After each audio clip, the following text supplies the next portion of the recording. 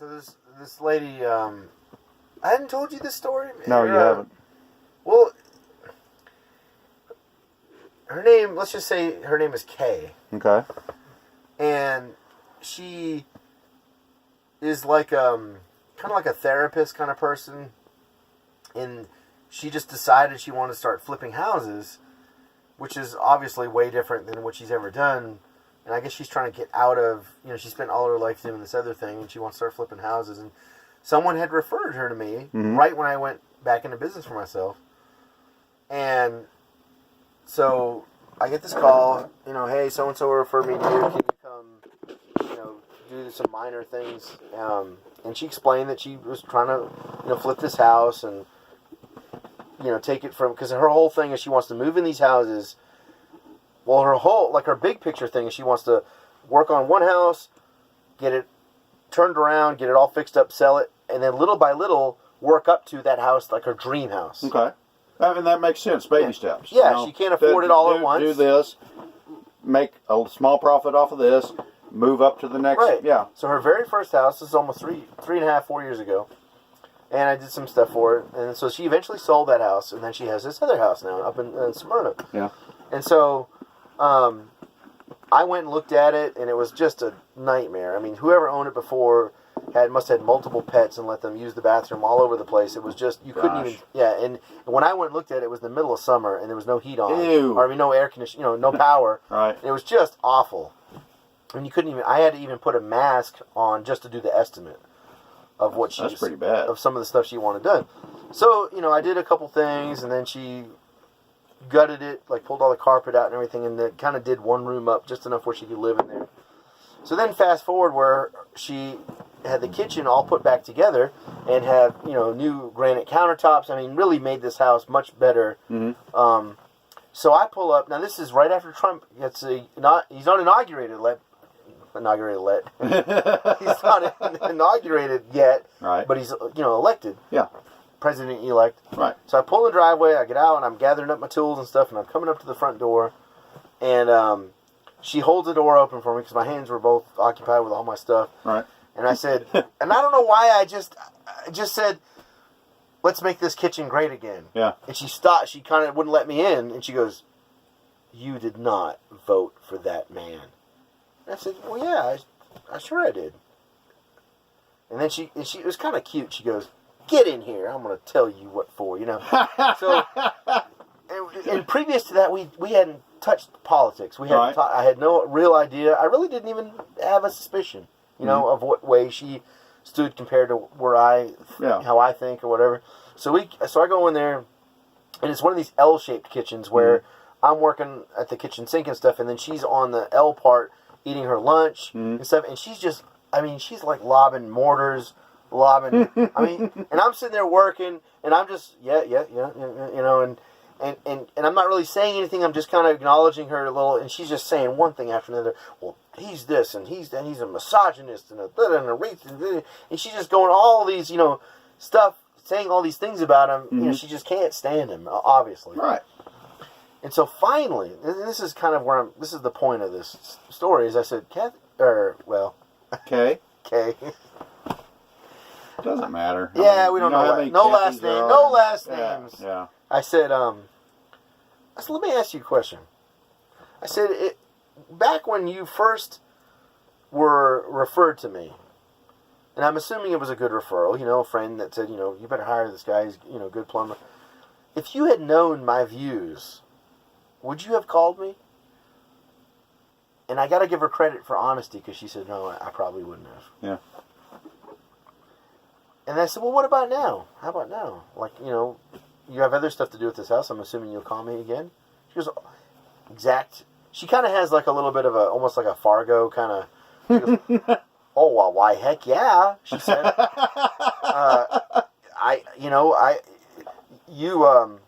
I consider you a friend.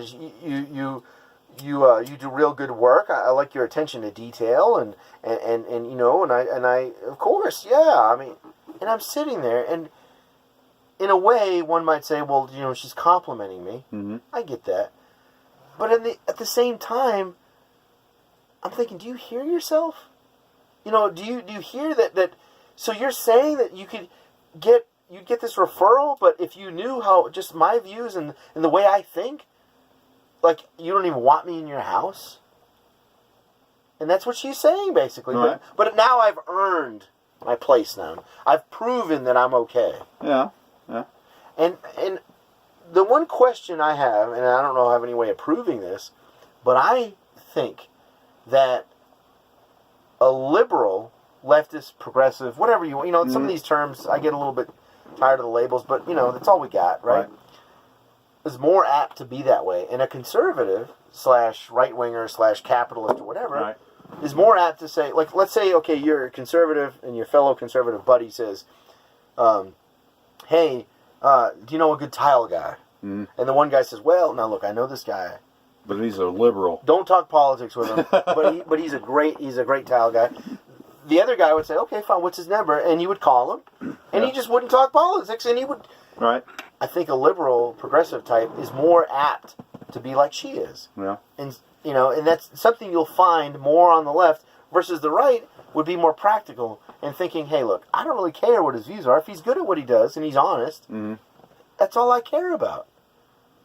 And I'm just saying, I can't prove that, but that's my instinct is that is a difference between the left and the right. The left is so eat up with their, emotional feelings about people and because of the way they think. Well, now, it's curious that you say that. Do you agree or not? I agree. And you don't have to agree. And the reason I say that is, I did that thing the other night asking how Trump how he has affected you personally. Yeah, your question And was, it's all just... aside from all the stuff in the news, how in your personal life, how are you... How are you directly affected by Trump? And no one is directly affected by him whatsoever. It's all feelings. For one thing, it's too early. Well, yeah. Isn't it, how could they possibly be affected at this point? Exactly. With his policies and stuff. But it's all feelings. He's hurt my feelings. He's done this to, I think it's going to affect someone else. Well, like the immigration policy stuff. So he hasn't literally. Whereas affected I can say, anyone at all. Whereas I can say, beyond a shadow of a doubt, just take the Affordable Care Act that me and my family had Blue Cross Blue Shield. Yeah. And I'm not saying now what person in the United States in the last 10 years or several years ago was thrilled with any kind of insurance? I mean, who stands up and goes, I love it? But we were happy with it. I mean, we were content with it. It was okay. It did the job. Yeah, it did the job. Yeah. Then look at what happens. The rates go up. Up. And this is us personally. Yeah, I know. Then they pull out of Tennessee. Mm-hmm. Like, we don't even have an option of Blue Cross anymore. People are blaming Trump for that. Which it was going to do. That happened before. I know. Blue Cross pulled out before Trump got elected. I know. I feel like that. I know.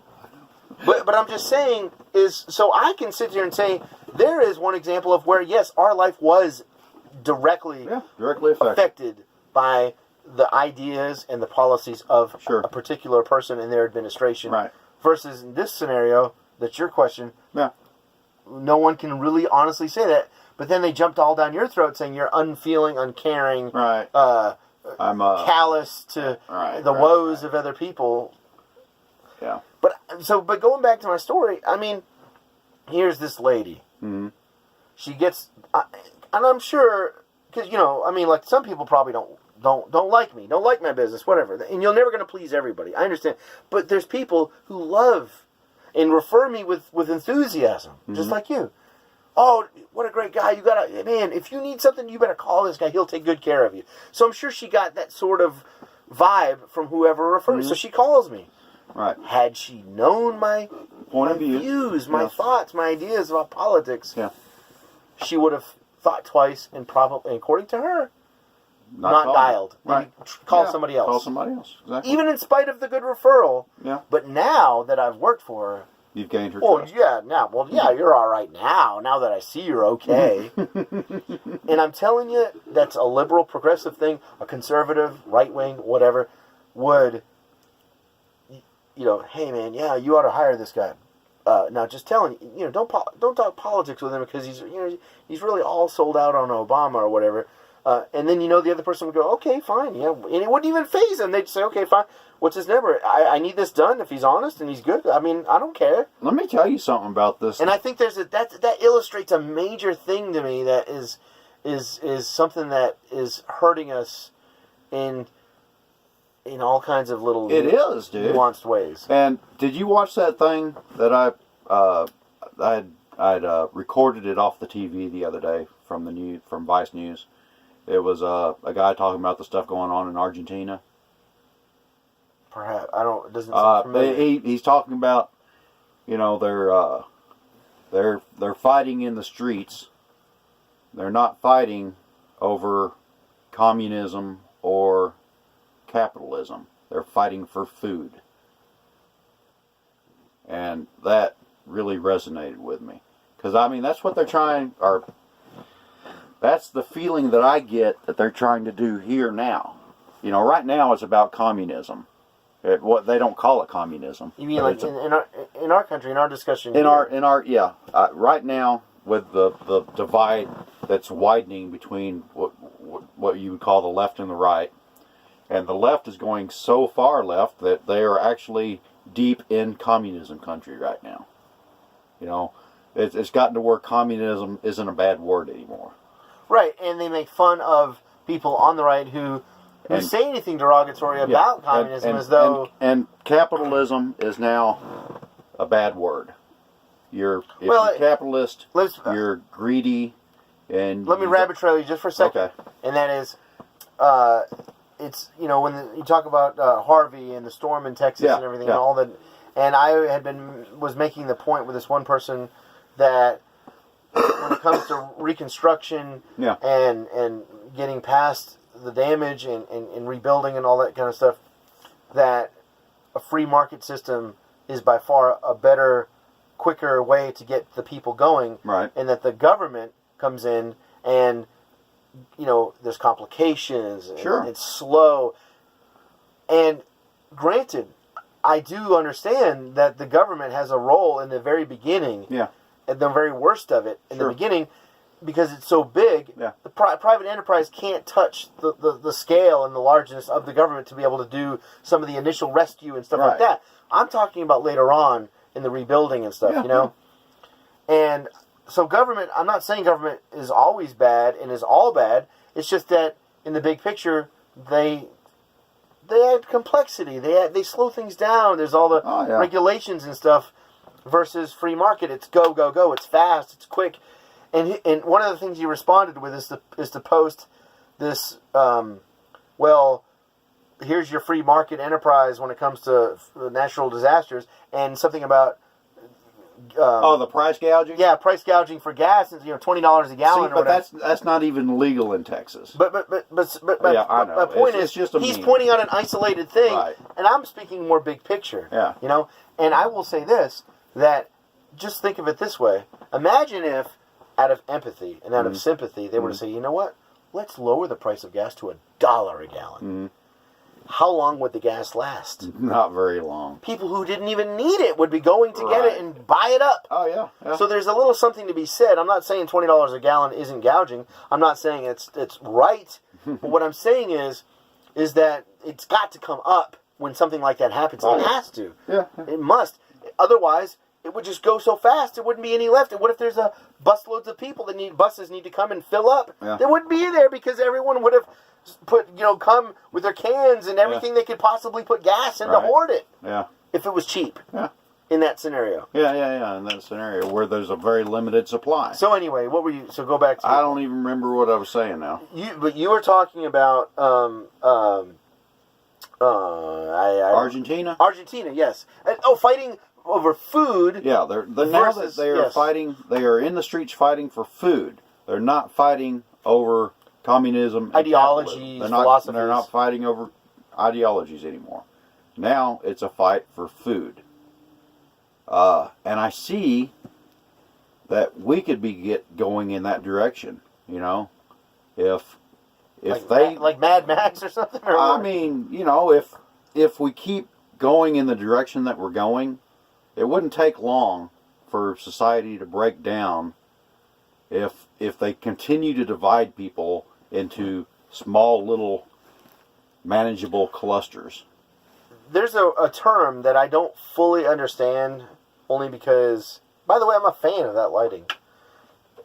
I don't fully understand. I mean, I kind of get the gist of it, but the term balkanization. Yeah. The Balkans. The Balkans, yeah. And I sense that there's some history there of where people were segmented and divided and turned against each other instead of identifying with each other. They felt separated. Yeah. That's I don't know the history. I don't fully understand it. But that's kind of what you're saying is where we're being balkanized. We're being subdivided. You know, look at black folks segregating themselves. Yes. You had, I mean, golly, I'm 42, and when I was a kid, Martin Luther King, judge a man by the content of his character, not the color of his skin, and and I'm not saying this to make fun of it. I'm serious. A kumbaya kind of let's all, let's all get along. Right. And now there's this palpable sense of segregation from they want to segregate themselves. Like we are separate. We don't want to even associate with you. We want to have, and people are suggesting, I'm hearing it all the time, we should have a black this and a black that, a black sports, all black sports teams, all black. Yeah. What? That's not productive. Well, see, it's not. And that's, well, when you think about it, that's exactly what South Africa ran on for centuries, I guess. You talking about apartheid? Yeah. It means, and it literally meant separate but equal. Okay? You Native Africans, you have your own things, and we, Dutch or whatever they were that came over to South Africa, had their things, and we do each thing separately. We don't come together. We don't make laws together or whatever. That's what apartheid was. And it went, there was a big revolution, I guess you could call it, to get rid of apartheid. Well, see, it wasn't the apartheid part that they didn't like. It was the white colonists that they didn't like. So it's not that they wanted to be separate but equal. It's not that they wanted equality. They wanted the colonists gone back to Europe. And look at what's going on in South Africa now. Now, what I'm about to say will be yelled at and labeled as, see, this just proves you're racist and all this. Well, but there were successful. But there were successful white farms. Yeah. That were money making. They went and murdered the farmers. Yeah, but they were money making. They were productive. And now those farms lay fallow. Yeah, ran them out of there, and then now it's nothing, sitting there empty. Yeah, it's not productive. It went to crap. Yeah. I mean, it's not to say that just because those people had dark skin, they were stupid and couldn't handle farming. It's that they killed the golden goose. They were so driven by emotion. Just get rid of these guys. Get them out of here. Right. Instead of saying, hey, these guys are good at what they're doing. And it's good for everybody. Yeah. No, get them out of here. We want them gone. Right. And these other people came in, whether or not they had dark skin, it doesn't matter. The point is that they didn't know anything about farming. Right. They sucked. Yeah. They just flat sucked. Right. Because they did. So, when I hear that people want to separate themselves into individual groups, but they still want equality, it makes me think of that. They don't really want their own groups. They want the other groups gone. Yeah, they don't want to. They don't aspire with confidence that we will be successful at this or whatever this is, whatever the pursuit is. We just want these people out of here. Right. We just because we just don't like them. Yeah. Or it's really, and there's a biblical principle: vengeance is mine, saith the Lord. The point of that principle is don't get eat up with vengeance. Right. Because if you eat up with retribution and vengeance, it's going to cloud. It's going to cloud your perspective. It's going to cloud how you approach things. Yeah. You're not going to approach things rationally. Yeah. It's a common sense thing. It's a practical thing. Yeah. So what's at work is a kind of a vengeance principle. Get back at. Your ancestors are guilty of these sins. You need to pay for those sins. Right. Just because it makes us feel good. Yeah. It's sort of like people who these politicians who appeal to people who don't have money and engage in class warfare and engage in, that the envy and the jealousy of these people that don't deserve. Look at this money they have. They don't deserve it. Like I was telling you about this big giant house that's being built by the people who their heritage and where they come from or where their money comes from is either the patent on the coin-operated washers and dryers or something about the coin-operated mechanisms. Yeah. Well, it's easy to look at that and say, look at all this millions of dollars. Look at this money that you have, right? And be and sort of be jealous and envious of that. I'm going to pause you for a second. I'm going to run inside and grab us some more beer.